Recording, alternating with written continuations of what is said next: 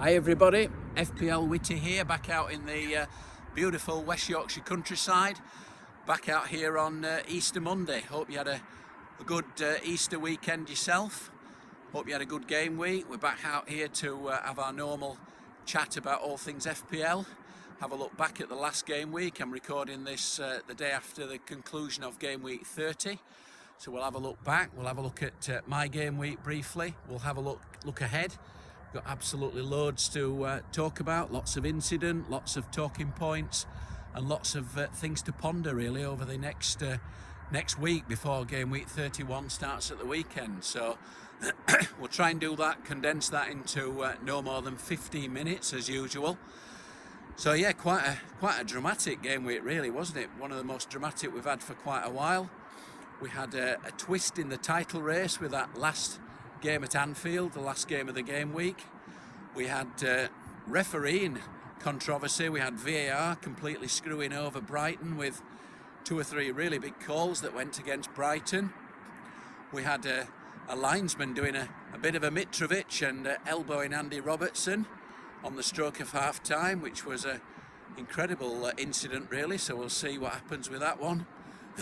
It was a tale of missed penalties as well. We had Mo Salah having not too long ago blazed one over the bar. We had Mo Salah dragging one wide and well wide as well, so yet another penalty miss from Mo Salah. What's going on there? And we had Ivan Toney having scored 26 previous penalties in a row. Ivan Toney proved he's human and he actually missed from the spot, his first penalty miss for 5 years, bizarrely.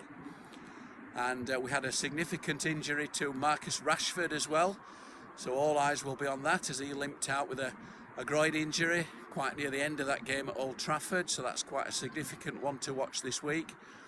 And we had all eyes on Erling Haaland, didn't we, going into the game week? Will he be fit? Will he, won't he? Should we put the captain on him? So Erling Haaland, the most captain player, duly delivered as well, so certainly all sorts happening. So we'll try and condense that. As I said, we'll try and keep it down to 15 minutes. Before we have a look at my game week, we'll just cast a bit more detail on some of those games and some of the FPL relevant things from them. So certainly the game of the day was undoubtedly that game at Anfield.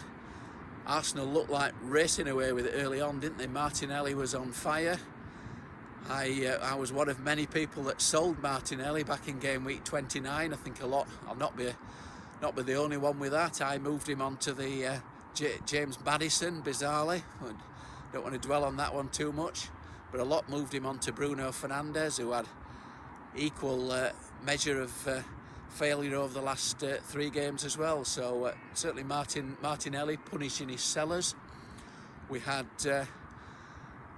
Mo Salah, as I said, missing from the spot, and Liverpool actually almost pulled off a win, but for some cracking saves late on. I mean, Mo Salah missed that penalty, but he did score, and he could have probably had a massive haul actually in points, despite his penalty miss. So certainly was one of the most entertaining games of the weekend for sure. But certainly that slip, those drop points, that was seized upon by Manchester City as they comfortably brushed aside Southampton, bottom club, 4-1. Certainly anybody who elected to put the armband on Erling Haaland was rewarded with those 2 goals, and a bit of a dazzling show from Jack Grealish. So a few people might be eyeing up Grealish this week. So Manchester City not keeping clean sheets though. They've now only kept 3 clean sheets in the last 12 league games, bizarrely, as a passing swan flies back. So you can't be being apt to talk at FPL out in the countryside, can you? So yeah, it was twist in the title race. We had Newcastle making it 5 consecutive wins. They're certainly going strong, aren't they? And another goal from Isak, of course. He's going well. It was quite a controversial game, especially an eventful game for Ivan Toney. A lot of him decided to move him on as they make weight to try and get hold of Erling Haaland. And Ivan Toney missed from the spot, scored from the spot, had a goal disallowed, could have had perhaps a couple more as well. So certainly a very eventful one for Ivan Toney. But as well as Newcastle winning, we had a very comfortable win for Manchester United at Everton. Say very comfortably, it was 2-0 in the end, but could have been a complete cricket score by half time. I thought both Bruno Fernandes and Rashford could have had an absolute huge haul in that first half. Quite how they didn't, I don't know. But it was just 2 in the end. But as I said, that significant injury for Rashford will be the thing that's going to dominate all the FPL discussion this week. Elsewhere, we had that controversial game as well between Spurs and Brighton, with both managers actually being sent off as part of that controversy. Brighton, we've got this dilemma now quite often with our Brighton players. A lot of us have 2 Brighton mids. Quite often now we've got this tough choice as to which to play and which to sell. I know some will have played both, but those VAR decisions made quite an impact. I mean, I was on Mitoma, who had a goal and an assist, potentially wiped out through VAR, and it was March who outscored him. He was the best of the 3 Brighton mids, but of course Harry Kane popped up, as inevitably always finds a way, doesn't he? Harry Kane popped up to find a winner for Spurs, but certainly a very eventful game. We had Ollie Watkins, incredibly now, 10 returns in his last 11 games. There's just no sign of Ollie Watkins stopping scoring.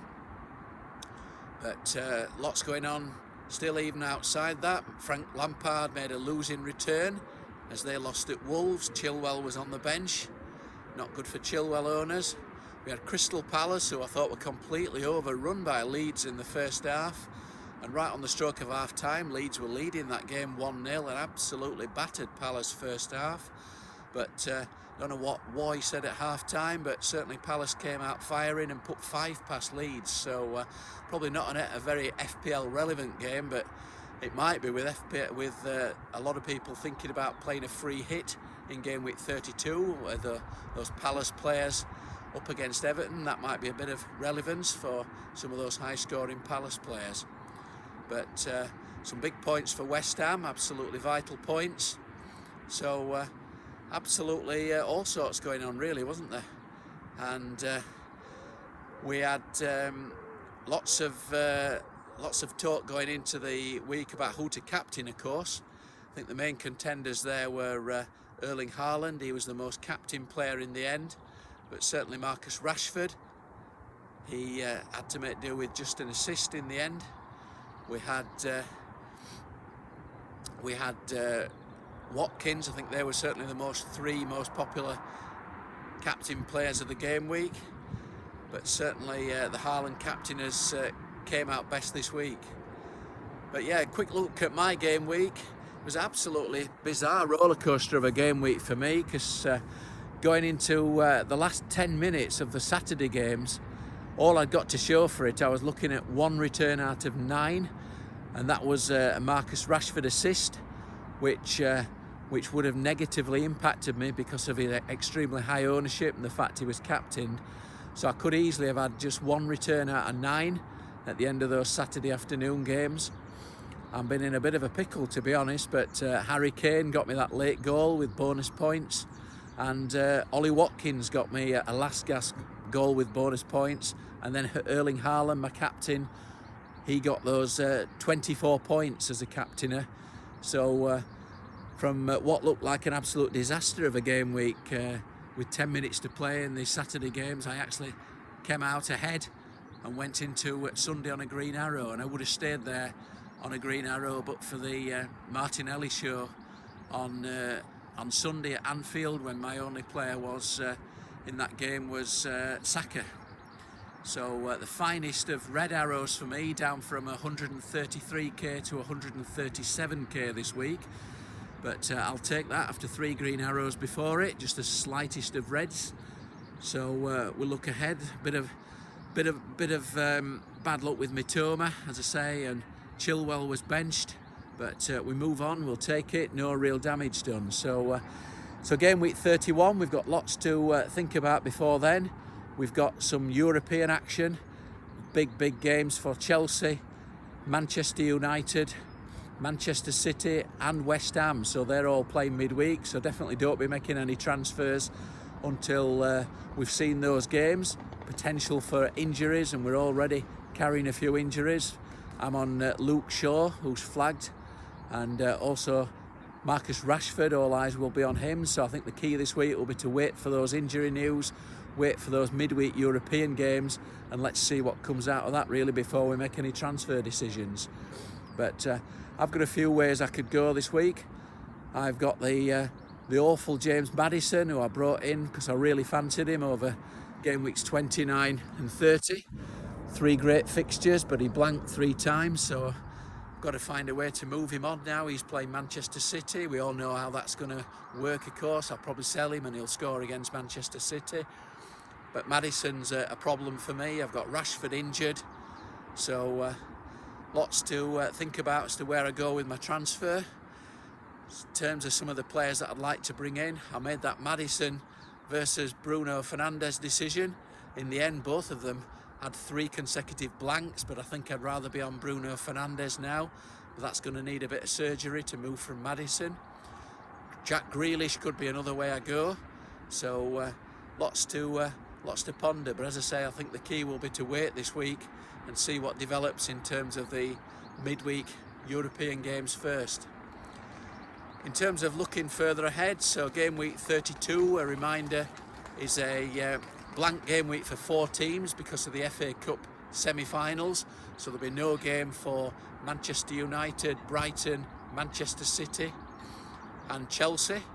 So if you're heavily invested on those teams, then like many, you might be playing a free hit in game week 32, so you can navigate that comfortably. If you can manage it okay with a few transfers, you might instead want to play your free hit in double game week 34 to maximise on the doubles. That will be the biggest double game week that's left.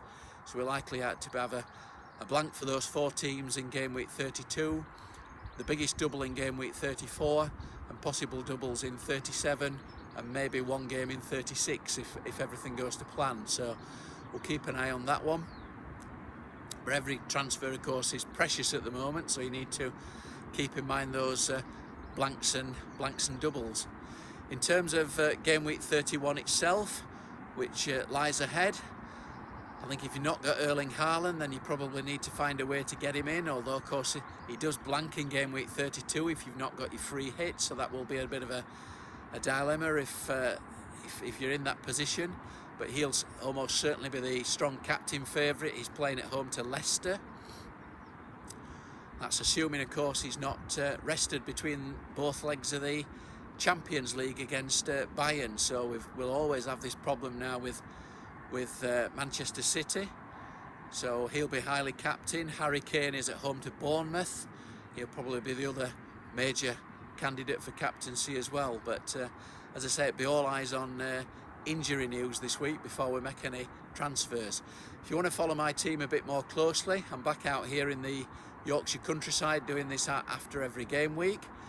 You can follow me on Twitter at FPL Witty, and I'll be writing weekly articles every week for Fantasy Football Geek website, so you can follow my articles weekly on there.